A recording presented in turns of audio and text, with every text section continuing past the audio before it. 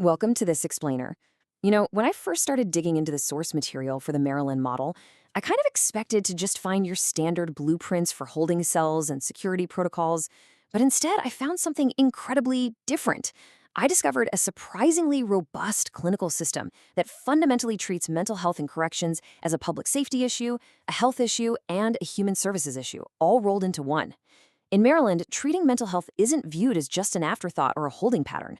The state's framework outlines a massive, multi-tiered clinical operation overseen by the Department of Public Safety and Correctional Services. So today, we're going to unpack exactly how this system is designed to work. Okay, let's dive into this literal blueprint of care. Our agenda for today covers 1. The Maryland Care Model. 2. Screening and stepped care. 3. Inside specialized treatment units. 4. Jails versus state prisons. 5. Planning for the release. And finally, 6. Reality testing the system. Starting right off with Section 1, the Maryland Care Model, a continuum of care. So, how does this actually play out in practice? Well, the source material shows that Maryland's correctional health model relies on 4 foundational clinical pillars: assessment, stabilization, treatment, and transition.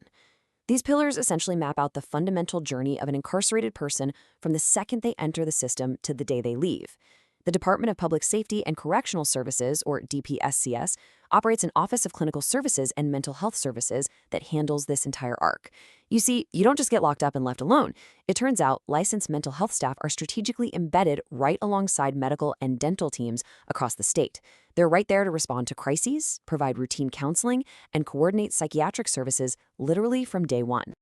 Moving on to Section 2, screening and stepped care, matching severity.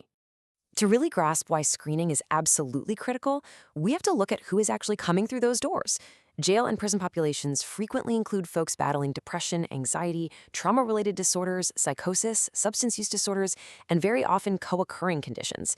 So when someone enters Maryland's custody, they undergo this rapid triage process. They're screened, they're monitored, and if they need it, they are immediately referred for psychiatric evaluation. The goal here is to place them into a level of care that perfectly matches the severity of their symptoms. And this is vital. Why? Because correctional environments act as a massive, unintended pressure cooker for these exact conditions. Stress, isolation, and conflict are just everywhere. If the system tried a simple one-size-fits-all approach, a person's mental health could deteriorate incredibly fast. That brings us to Section 3, Inside Specialized Treatment Units, the hub of care. Now, what's really interesting about this is how Maryland puts this stepped care philosophy into actual action. Take Patuxent Institution, for example. It acts as this massive clinical hub. Within Patuxent, you've got programming like the Correctional Mental Health Center, as well as these specialized spaces known as mental health step-down units. A step-down unit serves incarcerated men with special mental health needs who are at a really high risk for decompensating, meaning rapidly declining if they were just kept in traditional housing. But on the flip side, their symptoms aren't quite severe enough to require the absolute highest intensity of the main mental health center. Basically, it allows the intensity of treatment to dynamically rise or fall based on the patient's current condition. It's a recognized best practice in corrections. When you contrast the general population with these specialized units, it becomes incredibly clear why the separation is so necessary. The general environment is naturally high stress, it's isolating, and it's built around a much broader security model. But specialized units, like the ones at Patuxent, deliberately separate those higher acuity needs from the general population. They offer tiered intensity and targeted support that is designed specifically for serious mental illness. It's a highly structured approach to make sure vulnerable patients are removed from the potential conflict of the wider population whenever it's clinically necessary. Let's look at Section 4, Jails versus State Prisons. Understanding jurisdiction. It's actually super helpful to distinguish between the physical and jurisdictional environments here. State prisons are designed for long-term stays, and they're operated directly by the DPCS. County jails and detention centers, on the other hand, focus heavily on short-term pretrial stays, and they're generally run locally. But here's the really critical connective tissue: the Maryland Commission on Correctional Standards. They advise the Secretary of DPCS on standards that apply across state, local, and even privately operated facilities. Which means the clinical expectations influence how care is delivered absolutely everywhere, regardless of who is writing the paychecks for the guards. It's just a fascinating way a massive bureaucracy tries to keep everything aligned. 14. That is a vital number to remember when we talk about those short-term local jails and pretrial detention. For people in these facilities, the absolute primary challenge is sheer speed. Mental health crises do not wait for a sluggish, weeks-long intake process, right? Many detainees are arriving right off the street with entirely untreated conditions or immediate, desperate medication needs. According to the state's budget materials, there is an operational expectation that a mental health treatment plan is created within 14 days of admission. 14 days! In the world of government bureaucracy, that's basically the blink of an eye. It really shows just how rapidly the system has to move to stabilize new arrivals. Moving right along to Section 5, planning for the release, the handoff. We have to ask this crucial question. And honestly, it's the question with the absolute highest stakes, not just for the patient, but for all of us. What happens after release? Because inmate mental health treatment isn't just about what goes on behind the prison walls. Every single community is directly affected by how well people are prepared to re-enter society. Maryland's framework explicitly states that its clinical system includes release planning to ensure continuity of care once a person steps back out into the real world. So, the crucial point is that a patient re-entering society faces an immediate, overwhelming avalanche of hurdles.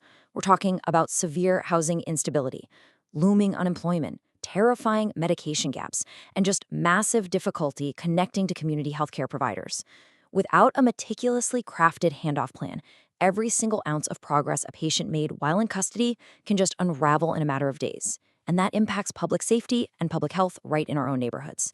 This is exactly why facilities operate specialized mental health transition units, explicitly designed to support the movement from intensive in-custody treatment to less restrictive community settings.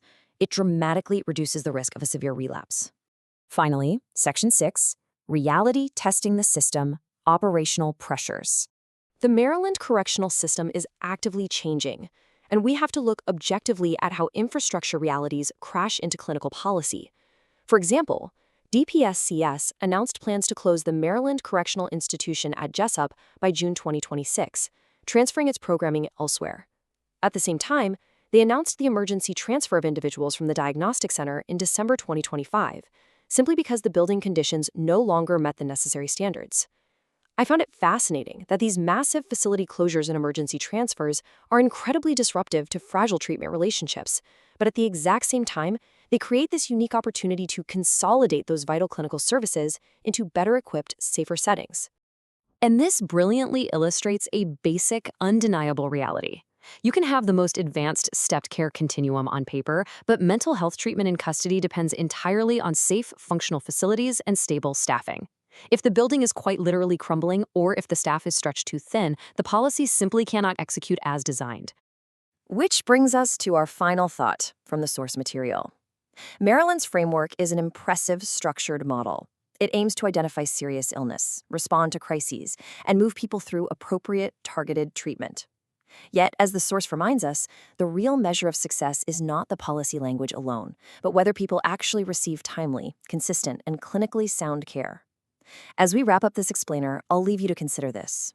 How do we ensure that a meticulously designed clinical blueprint on paper actually translates into the daily reality of those navigating the hardest chapters of their lives behind bars? Thank you so much for exploring this with me.